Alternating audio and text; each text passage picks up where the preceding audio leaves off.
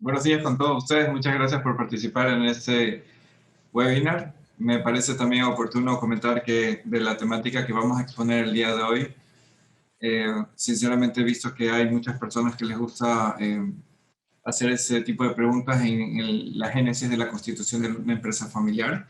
Entonces, aquí, como comprenderán, este tema es muy clave dentro del desafío de constituir una empresa familiar. Por lo tanto, quería comentar unos pequeños tips en relación a esta temática de ver de qué forma podemos estar abordando la constitución de una empresa de estructura familiar como tal.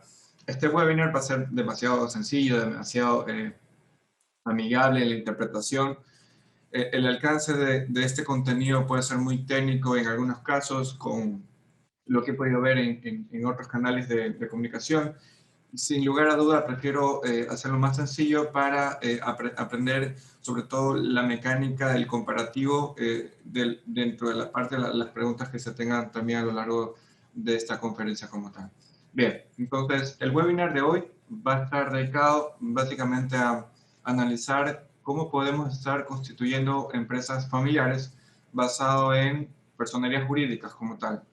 Para mí particularmente considero muy oportuno también destacar de que a veces en la línea del tiempo de la evolución del negocio como tal, prefiero que dejen de ser personerías naturales y se transformen en personerías jurídicas como tal. Sociedad anónima, compañía limitada, sociedad por acciones simplificadas, es un tema que al rato lo vamos a analizar en conjunto. Bien. Hay que dejar claro que parte de la introducción de este webinar radica mucho que a nivel histórico las empresas o las sociedades o las compañías limitadas han sido una historia, un origen para, si bien es cierto, constituir empresas de estructuras familiares. Sin embargo, a lo largo de muchos años, han también familias considerado que una de las opciones fundamentales pueden ser sociedades anónimas, pero va a depender mucho de lo que esté también ocurriendo en el sistema familiar detrás de fondo.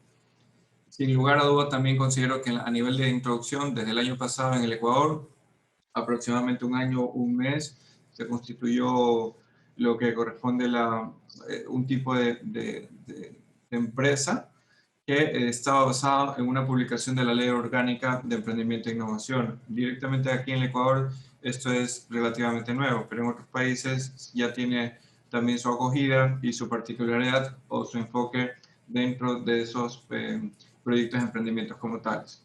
Las sociedades por acciones simplificadas, se ha visto mucho esta tendencia ahora último dentro de lo que corresponde a la cuarentena. Sin embargo, vale la pena destacar que también tiene fortalezas y debilidades que al rato lo voy a explicar como tal. También, en cierta forma, hay muchas ocasiones que a veces la familia decide emprender, pero no sabe cómo, con quién, no sabe que de repente puede estar teniendo algunos obstáculos al principio por no poner orden y disciplina. Entonces, sí, quisiera compartirte algunos pequeños tips en función de esto. Y sobre todo también, finalmente, que incluyen los estatutos de la constitución de la compañía para que también lo consideres y que no exista una reforma de estatutos que posiblemente te puede llegar a costar un poquito más. Indudablemente es mejor hacer el acto desde el inicio como tal, pensando claramente de que lo que tienes en mente es seguir creciendo, ¿no? Bien, vale la pena destacar que voy a iniciar mi interpretación, un pequeño preámbulo, sin hablar tanto de tecnicismo, pero de mi percepción personal en función de miras de que puedas constituir negocios familiares a través de las sociedades de acciones o por acciones simplificadas como tal. Personalmente considero que las sociedades o las SAS como tal es una nueva corriente de brindar una facilidad para los emprendedores. Esa facilidad o hasta cierto punto también una barrera de entrada menor ha permitido simplificar mucho lo que es el trabajo de carpintería al inicio, lo que a veces algunos, siendo personerías naturales, tenían como que cierto discurso de que yo no quiero conformarme a una compañía porque me va a pedir muchas cosas más, me van a estar vigilando, voy a estar, no percibo que voy a crecer tanto con mi familia, sino quiero tener un estancamiento óptimo para no entrar en trámites burocráticos o trámites que a veces llega a percibirse como tal, burocráticamente. Entonces, dentro de esa naturaleza, yo considero que la SAS tiene eso en particular, a pesar de que ustedes le están comentando o le estén analizando mucho que puede ser indistintamente de cualquier tipo de empresa, naturaleza, objeto y muchas otras características que está bien hablarlo a términos generales. Sin embargo, dentro de la categoría de las sociedades de acciones simplificadas, considero que en primer lugar tenemos que estar conscientes que es una sociedad mercantil, ¿ok? Esta sociedad mercantil también, al igual que la compañía limitada y también al igual que la sociedad anónima, son sociedades mercantiles, son personerías jurídicas como tal. Como punto adicional, también considero que en comparación de las otras dos tipos de empresas, las SAS como tal tienen un costo de constitución nulo, disminuye mucho los requisitos, lo simplifica demasiado bien, pero aquí hay un pero de mi punto de vista particular.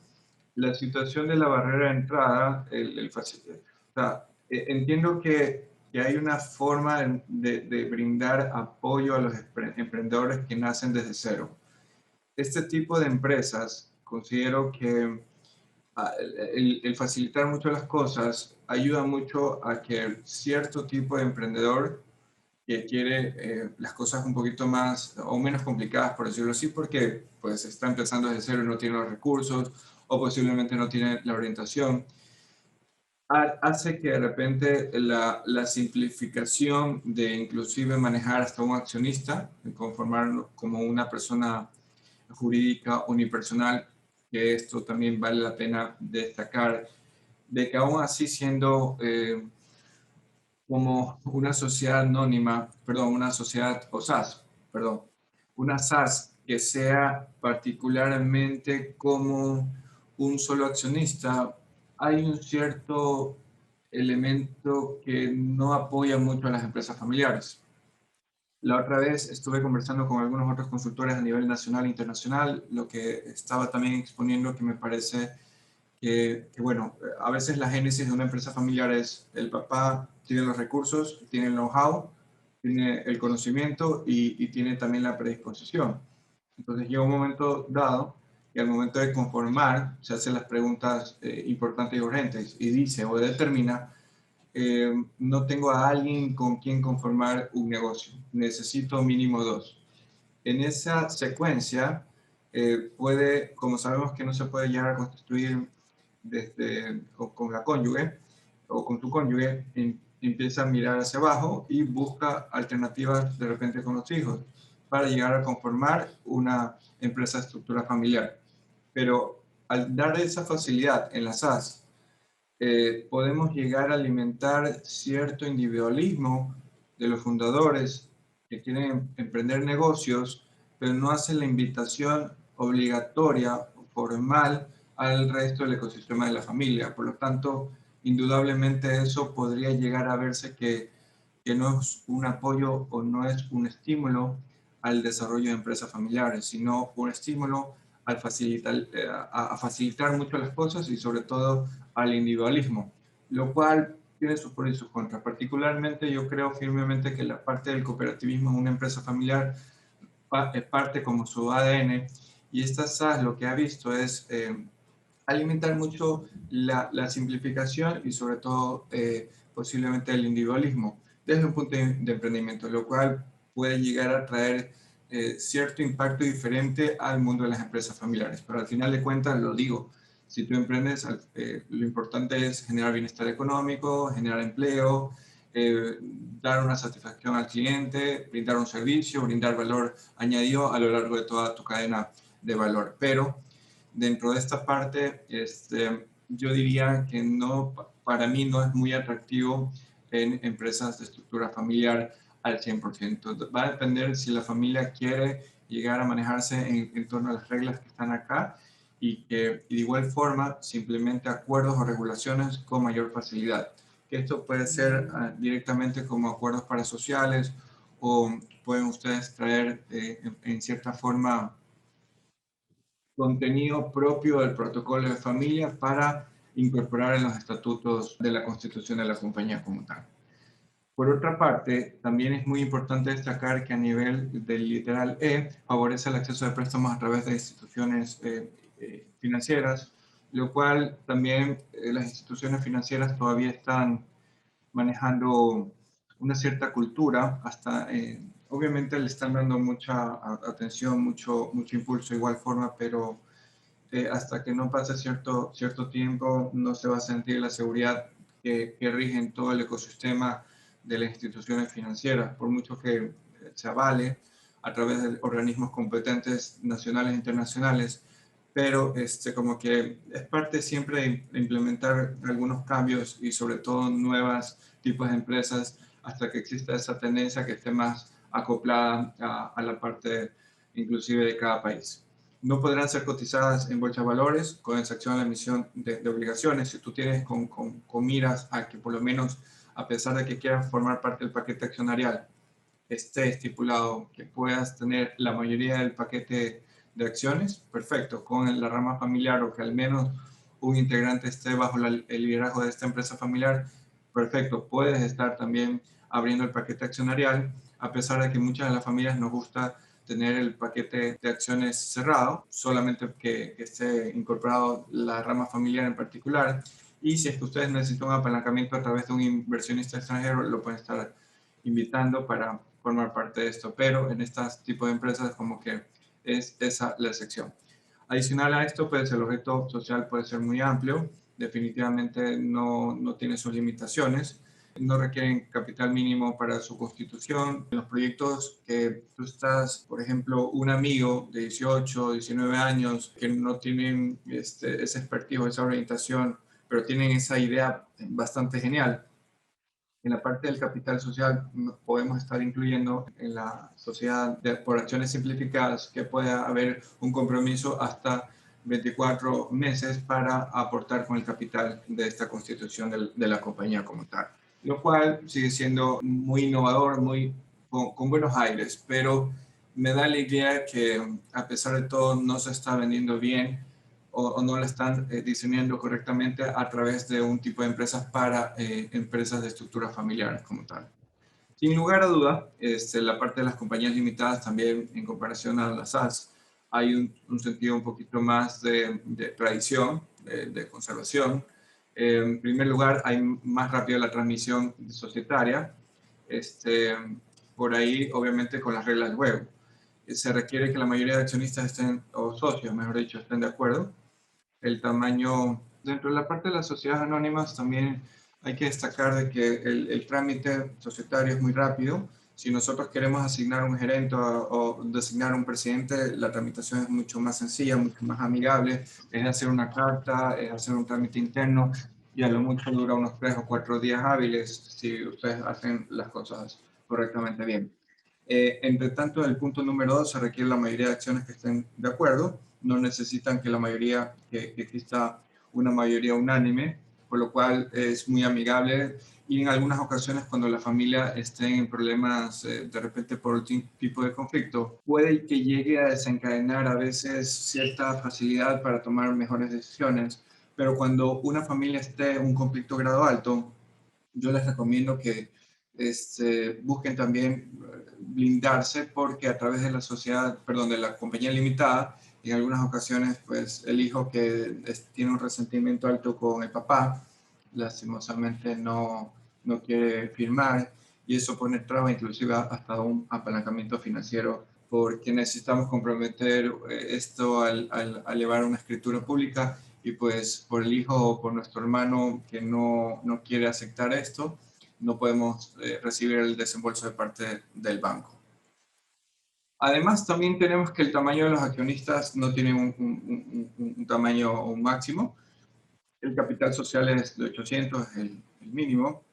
La convocatoria a la sesión de la Junta General de Accionistas se lo debe hacer de forma a través de la prensa.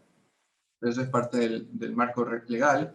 El capital abierto para terceros inversionistas, encantado de la vida, porque las sociedades anónimas se ve esa facilidad de poder hacer cambios a través de las acciones. Nombrar un gerente es más rápido hacer también el nombramiento, hacer el traspaso de las acciones es más dinámico. En algún momento que necesitemos, lo más típico que se ve a veces en escenarios un poco incómodos en las empresas familiares a través de la sociedad anónima, es que imaginemos que nosotros tenemos una rama familiar donde uno de los hijos tiene un nivel de endeudamiento. Y ese nivel de endeudamiento pues hace que nosotros no podamos tener una imagen crediticia ante un banco, ante una institución financiera, lo cual es probable que en el análisis o en el preanálisis de ese buro de crédito nos lleguen a observar esa situación y puedan ser inclusive que esa institución financiera nos ponga como condicionantes que este accionista tiene una complicación, el buró tiene una imagen crediticia no tan buena. Sin embargo, recomiendo que en esos momentos la familia se reúna para hacer un cambio de accionista y poner a otra persona que tenga un mejor nivel de imagen crediticia como tal. Entonces, particularmente esos movimientos son mucho más dinámicos, mucho más rápidos para tomar decisiones en función de situaciones como la que estoy ejemplificando como tal. De esta parte de las sociedades anónimas, lo que se percibe mucho a nivel de las empresas familiares es que en cualquier momento nuestros hijos pueden estar entregando las acciones a terceros y nosotros no nos hemos enterado, no hay una barrera de salida como tal, por lo cual hay familias que deciden irse por las compañías limitadas. Y en ese aspecto la sociedad anónima tiene esa debilidad, pero al final te quiero compartir unos temas interesantes que puedes incorporar a una reforma de estatutos para que puedas estar blindando esta situación. Dentro de las compañías limitadas, vale la pena destacar de que cada movimiento societario, así sea que ustedes quisieran nombrar un presidente nuevo, nombrar un gerente general nuevo, hacer una reforma de estatutos, etcétera, todo tiene un costo notarial, lo cual el costo notarial va a estar también dependiendo en función del capital de la compañía y a veces esa cuantía es un poquito engorrosa para algunas compañías. Pero, sin lugar a duda, el trámite o la gestión a nivel de las notarías sí nos pone en un tiempo que a veces no es tan favorable, no, a diferencia de la sociedad anónima. Esto puede llegar a demorarse tal vez de 1 a 2 semanas, más o menos, tomando en consideración que se involucra también revisiones de los abogados, revisiones también de la alta gerencia, revisiones de la junta de accionistas, revisión también del notario o notaria, y pues ahí se puede llegar a manejar aparte un gasto notarial, se puede llegar a carcomer un tiempo que no puede ser tan favorable a ti cuando llegues a tener situaciones tan extremas como también te la estoy comentando. En ese aspecto se requiere unanimidad de los socios. En algunas empresas, salvo que existan reformas de estatutos, que hay funciones o hay tomas de decisiones que regulan. Por ejemplo, para hacer una desinversión se necesitan, se puede decir, mayoría cualificada o mayoría simple, pues debe estar normado en los estatutos como tal.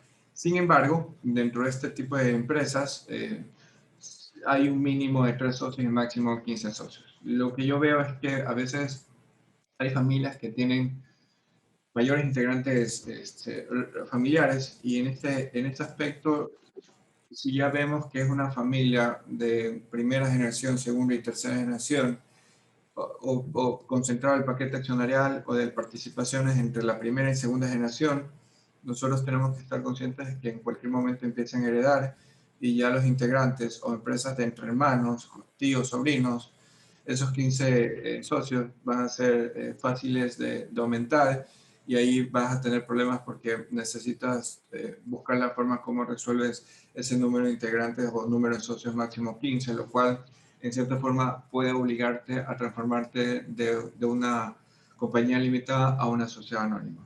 En ese aspecto, a diferencia de las compañías, las sociedades anónimas tienen un capital mínimo. Esta compañía limitada tiene específicamente capital mínimo de 400. Indudablemente la responsabilidad limitada a la parte de la ley invita mucho a que las convocatorias sean a través también de periódicos. Se sobreentiende que la naturaleza de las compañías limitadas, como lo establece el nombre propio, capital cerrado, y además también los actos notariales, nombramientos, si quieres nombrar, por ejemplo, en una empresa, nosotros teníamos un presidente que quería cada rato cambiar los gerentes, tenía una tasa de rotación muy alta, Entonces, en esta parte, en los nombramientos como tal de los gerentes, si tú tienes una rotación elevada, pues tendrías que comprometer los fondos para desarrollar los actos notariales en función también de esto, y obviamente esa parte también tienes que presupuestarla. Finalmente, el traspaso de las acciones es un tema más complejo, debe de ser por decisión unánime. También quiero destacar de que en algunas ocasiones hemos tenido escenarios donde está hermanos ya de generación número uno, sobrinos que están próximos a heredar, y los fundadores quieren, siendo hermanos, quieren hacer una transferencia en vida de las participaciones, lo cual tenemos que también ambos socios o todos los socios hermanos deben estar aprobando eso. Si ven que hay un tío que no está de acuerdo con el tema de participación de un sobrino, puede generar un bloqueo también. Entonces, eso hay que tenerlo básicamente con mucho tino, porque a veces hay conflictos que están en la segunda generación y conflictos que son heredados de la primera generación como tal. Bien. Finalmente, dentro de las recomendaciones para crear una empresa familiar, dentro de esta parte, mi recomendación está enfocado para manejar hacia las sociedades anónimas. Pero no me malinterpreten, las sociedades anónimas tienen también sus debilidades. Pero si nosotros analizamos los puntos que voy a enlistar ahora, pueden estar generando esa tranquilidad para ustedes como rama familiar. En primer lugar, es necesario definir los accionistas. A veces hay hijos que no les interesa mucho seguir con el liderazgo de papá, o no les interesa mucho la empresa. Entonces tenemos que saber elegir ese candidato. Por otra parte, el derecho preferente. El derecho preferente ustedes pueden incorporar en una reforma de estatutos todos estos puntos a continuación que les voy a detallar para poner las condicionantes un poquito más de barreras de salida. El derecho preferente es, por ejemplo, lo que se da más en las empresas familiares, es la particularidad de manejar inclusive la primera opción de compra, las tienen los fundadores. Entonces, eso, si es que los accionistas fundadores no tienen la capacidad económica para pagar o comprar esas acciones, pues ya esa persona postula la venta para otras personas, ya sean inversionistas no familiares, nacionales o internacionales. Pero esto lo pueden estar haciendo a través de una reforma de estatuto, apoyado mucho en las normas de buen gobierno corporativo, ¿no? Las de ecuatoriano, y eso sí lo establece esa norma, que lo pueden estar haciendo aportaciones o cambios en sus estatutos, ya sean cambios parciales o totales.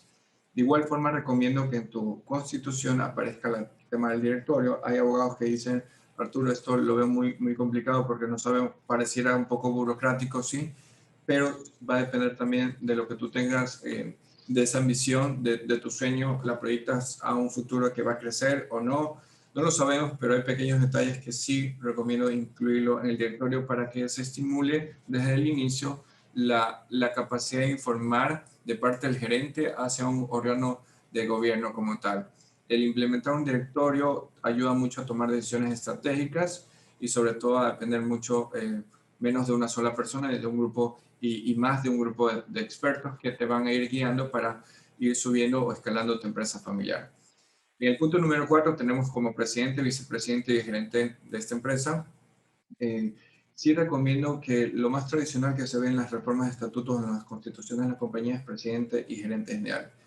Mi recomendación, a pesar de que también existen personas que digan, bueno, vicepresidente es más de adorno o es más honorífico, etcétera. Sí, pero lo que ocurre cuando, por ejemplo, tenemos una dinámica de una familia empresaria que el papá es presidente y el hijo es gerente general. Los dos, si se van de viaje, se van de vacaciones, o el uno va a China a comprar algunos productos, materia prima, y la otra persona se ausenta, ya sea a nivel nacional o internacional, la compañía no tiene ese elemento de designar un segundo o un tercero a bordo para llegar a tomar decisiones. Por lo cual, mi sugerencia es que ustedes incluyan en esa reforma de estatutos o en la Constitución presidente, vicepresidente y gerente. Cuando el presidente y el gerente no estén, funciona la representación legal del vicepresidente. Mi sugerencia también aplica mucho a que el cargo de vicepresidente pueden jugarlo con o una persona también de la rama familiar, obviamente de extrema confianza, para asumir ese backup en caso de ausencia del presidente y gerente general. En la recta final tenemos los pactos parasociales, son acuerdos que también van incorporados propios a veces de la transcripción de los protocolos de familia. Hay algunos pactos que los pueden estar manejando para que sean evitar esa fuga del paquete accionarial y sobre todo hacer un mix entre las compañías limitadas y las sociedades anónimas. Y finalmente la gestión de controversias. Se ha visto el caso que cuando nosotros no está nuestro papá o nuestra mamá ante el rol de autoridad que ellos ejercen también muy sanamente, llega un momento dado que entre hermanos que existen esas peleas, esos careos familiares y esos conflictos del sistema de la familia pasan o trascienden al sistema de la empresa o viceversa y a veces también trascienden a la parte de la propiedad o el patrimonio, la parte societaria, lo cual a veces es complicado generar un bloqueo para que puedan gestionarse correctamente, si es que no tienes las cosas desde un inicio claro. Mi sugerencia es que en la Constitución también incluya la gestión de controversias para que no lo lleven a un escenario judicial, sino extrajudicial como tal, ya sea la gestión de controversias a través de una mediación o a través de un arbitraje como tal. ¿Okay?